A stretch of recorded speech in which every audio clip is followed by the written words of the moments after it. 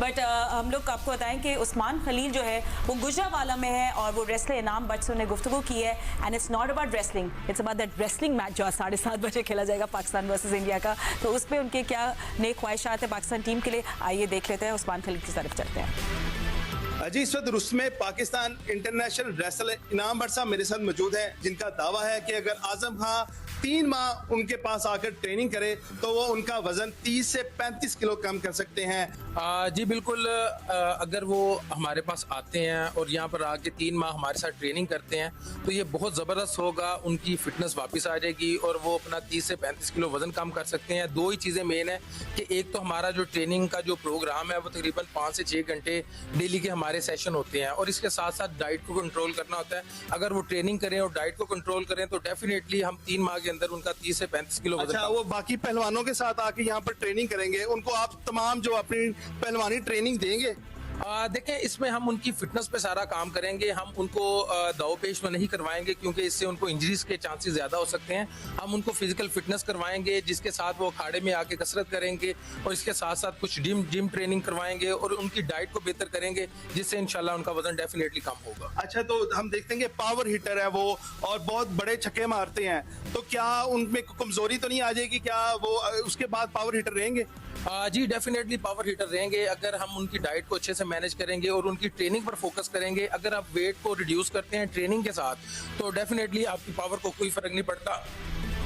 अच्छा, कॉन्वर्सेशन थोड़ी आजम खान के, can I say personally as somebody, I to want to say something very personal कि जब फिटनेस पे बात होती है हर प्लेयर पे आप क्रिटिसाइज करें, बट आई थिंक एक्सट्रीम थोड़ी बॉडी शेमिंग तक चली गई है which is very hurtful for player. बस अब आजम नहीं खेले, we should let this conversation. मैं भी प्लीज रिक्वेस्ट कर रहा हूँ हर एक से कि आप उसको बेचारे बच्चे को छोड़ दें। बार-बार टिकट चले जा रहे हैं उसी के सुबह से 9 बजे से 8 बजे से, बल्कि मैं देख रहा हूँ कि जी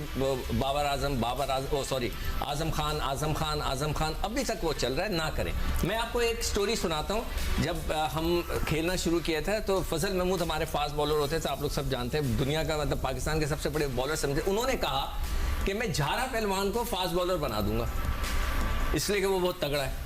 वो 2 हफ्ते में भाग गया था बेचारा झारा पहलवान। अब तो वो शायद नहीं है ना, ही इज नॉट अलाइव। अल्लाह उसकी मग़फ़िरत फरमाए। और फजल महमूद साहब की तो ये चीज़ें नहीं होती कि एक स्पोर्ट से निकल के, भट्ट साहब का मैं रिस्पेक्ट करता हूँ कि सर ऐसा नहीं होता है। उस बेचारे को छोड़ दें, वो बच्चा है, उसको इतनी ना करें कि पब्लिक उसके पीछे पड़ जाए। और सिक्कू भाई, आजम खान कोई नॉर्मल बाप का बेटा नहीं है। उसके वालिद, उसके ताया, वो खुद इतनी बड़ी फैमिली है। फिर जिस ट्रेनर के पास, शेजर के पास वो जाता था, मेरे से खुद कहा है वो खुद बहुत बड़ा ट्रेनर है। हनीफ मोहम्मद का पोता है, शोएब मोहम्मद का बेटा है। तो ये एक अलग इशू है। लिहाजा इनाम भट्ट रेसलिंग तक रहे, आजम के इश्यूज में ना। मैं अपने लोगों से भी रिक्वेस्ट करूंगा कि प्लीज आप टिकट विकट उसके बारे में निकाल दें। चले, सही है, ठीक है। अच्छा सिक्कू, आपसे भी हम लोग अगर बात करें about the pitch again, I mean हम लोग कह रहे हैं slow sluggish, it's just not the same pitch. India के बहुत सारे कंसर्न्स हैं, you know, is it a flat wicket या इज इट, मतलब it's not a flat wicket but is it unplayable? क्या ये पिच अनप्लेएबल है? बिल्कुल नहीं। अच्छा, इसमें सिक्कू भाई मेरा भी सवाल है, मेरा भी इनपुट है। ड्रॉप इन पिच क्या चेंज हो सकती है?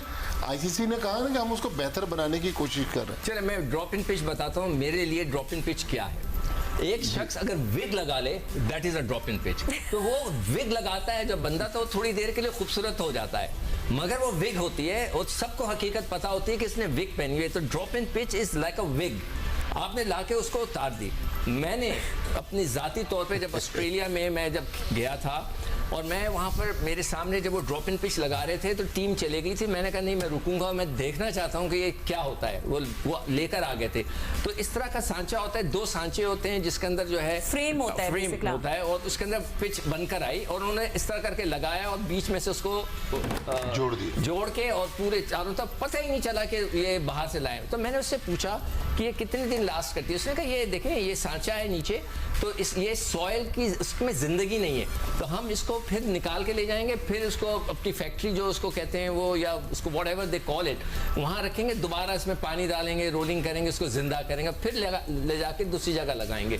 तो आप सेटल तो कर सकते हैं, आप कह रहे हैं बेहतर नहीं हो सकती, बस सेटल लेकर आए उसको। नहीं, वंस इट्स इंस्टॉल्ड तो क्या फिर आप उसको सेटल तो कर सकते हैं? रोलर चला वो एक दफा, ये 2 दिन में 1 दिन में नहीं हो सकता। नहीं दानिश, वो एक सांचा है ना मेटल का, तो वो जमीन के साथ कनेक्ट नहीं हो रहा, तो ही इट्स अ डेड थिंग। नहीं, आप ये कहना चाह रहे हैं इसका बिहेवियर चेंज नहीं होगा?